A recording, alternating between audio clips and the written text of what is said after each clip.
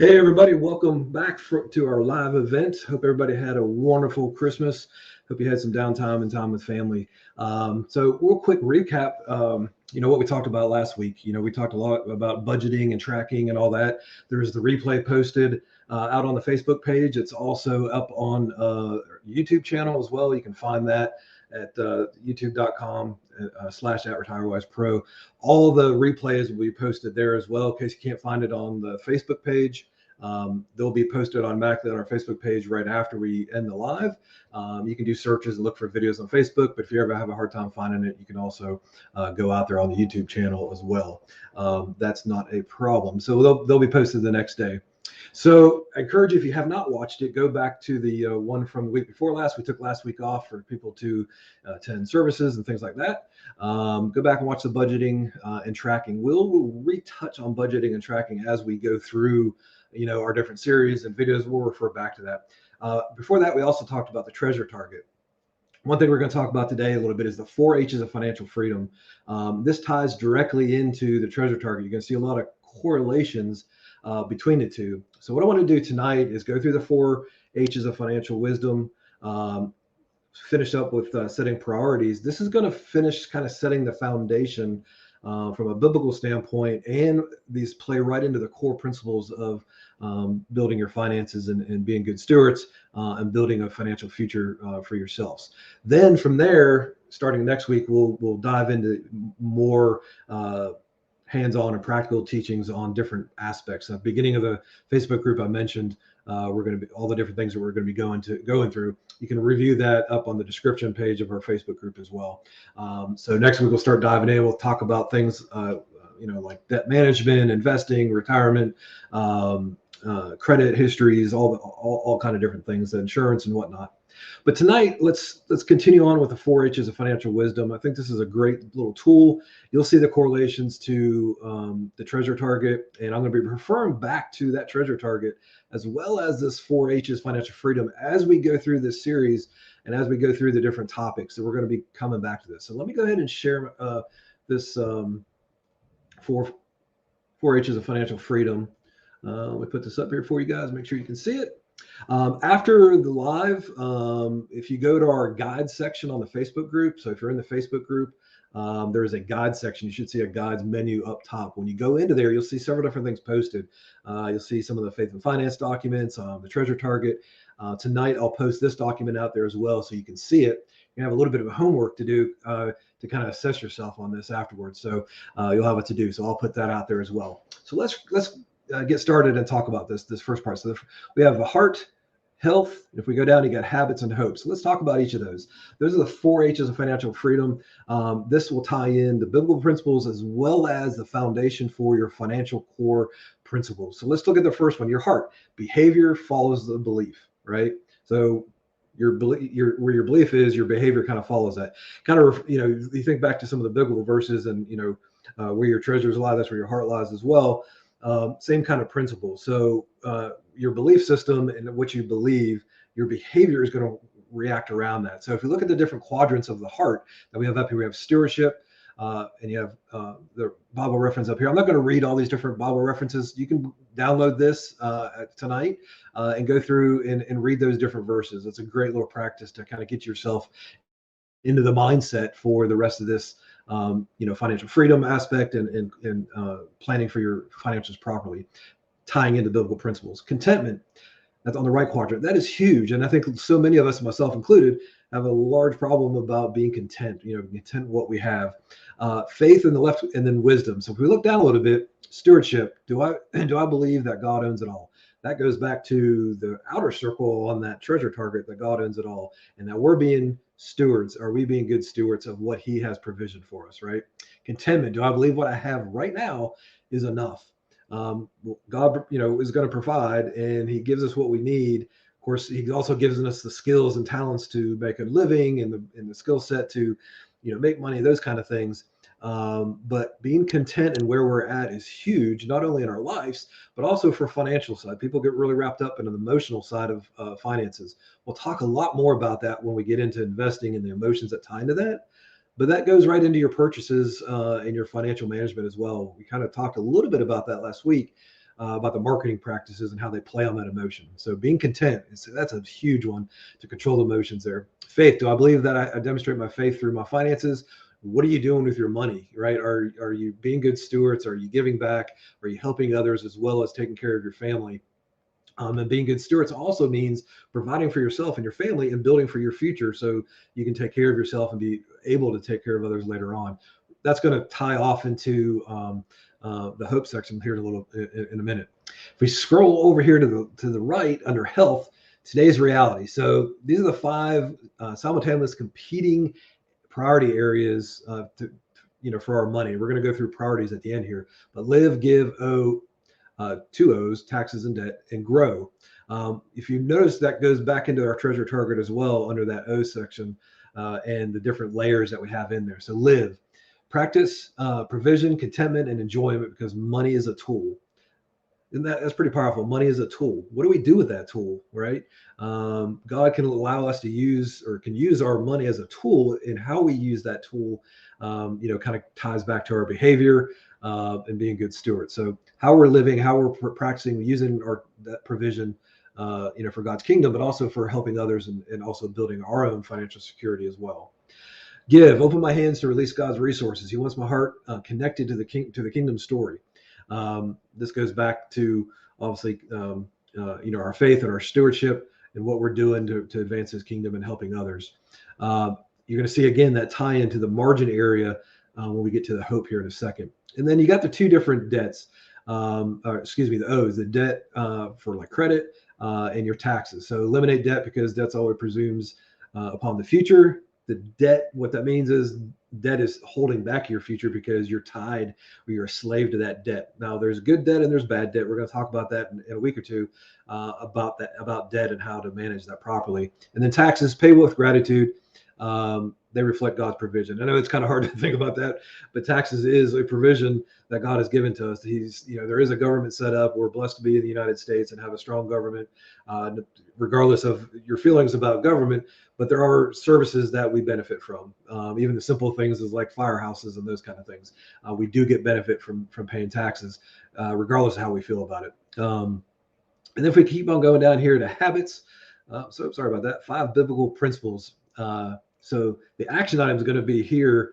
Actually, let me scroll back up. Here we go. We're going to have an action item around this to grade yourself, but the 5 biblical principles: give generously, avoid use of debt, set long-term goals, and plan for financial margin. And in the middle, spend less than you earn. That goes right back to what we talked about last week, is having a budget and tracking it so you know what you have, you know what you're earning, you know where it's going, and you can track that properly. Notice that's in the center, and it's a core puzzle piece to the rest of those 4 quadrants.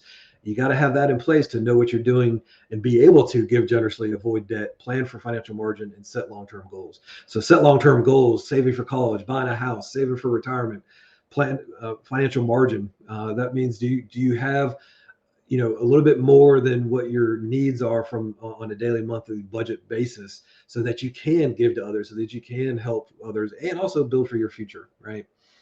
All right, so we scroll over here to the hope section, tomorrow's promise. Changing habits to increase margin is the only way to meet long-term goals and align our hearts and hope toward eternity, right? So if you look at this margin meter, if you will, struggling, I'm not able to make ends meet, living even below paycheck to paycheck, surviving, living paycheck to paycheck. I'm getting by, but I don't have any margin. I don't have any extra. I don't have any give to, have emergency funds or invest in the future. Stable, saving some, have a little bit of emergency fund, but we're not quite over the hump there. Secure, saving for long-term goals. And surplus, I have more than enough. That is a big margin where you're able to not only bless others, but also help yourselves in building for the future.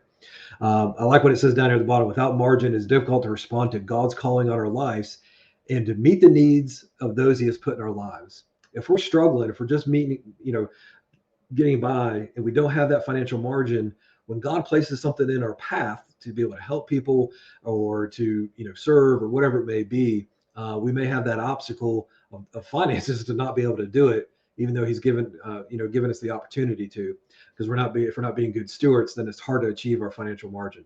We're going to talk a lot more about that financial margin and how we build that. How do you get there? Even if you don't have to be rich to have financial margin.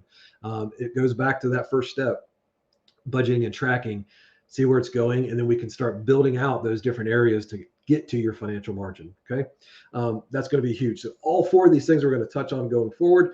I'm going to refer back to these quite frequently as we go through the different aspects. So on the second page of this, you notice the same setup, but there's places for you to do your own assessment. So after this broadcast, I'm going to send this out, or post it on the guide section rather. Please go ahead and look at it, download it, and take an assessment. This is just for you and your partner. Go through this. So on the stewardship, contentment, faith, and wisdom, you're going to rank yourself never to always, and be honest, because this is going to help you get in the right mindset to get into the right behavior.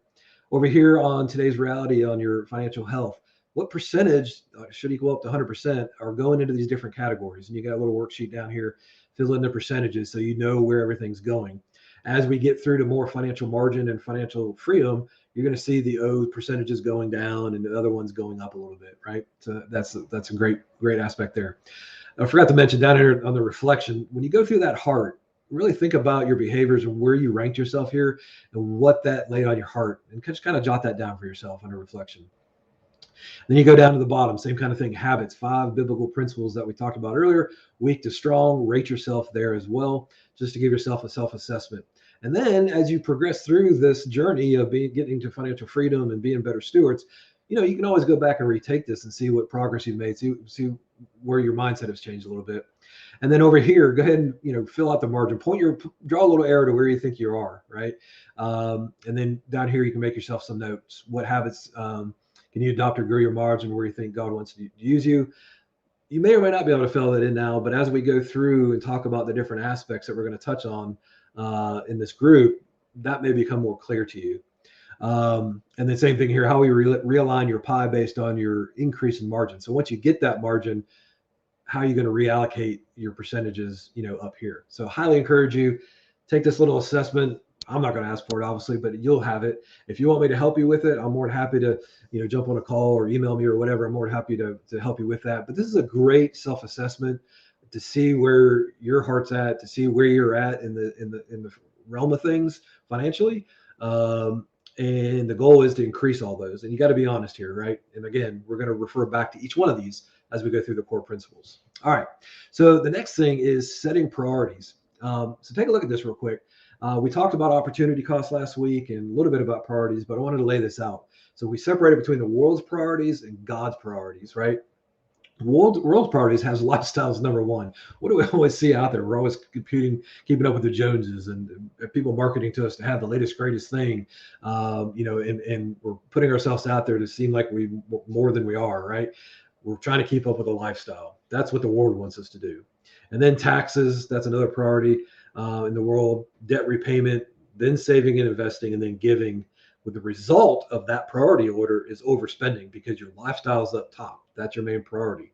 The giving and saving and investing is a little lower down. You're going to be overspending with that mindset. It goes back to what I said earlier on that part where we talked about behavior following the heart, right? If you look at God's priorities, the number one thing there is giving.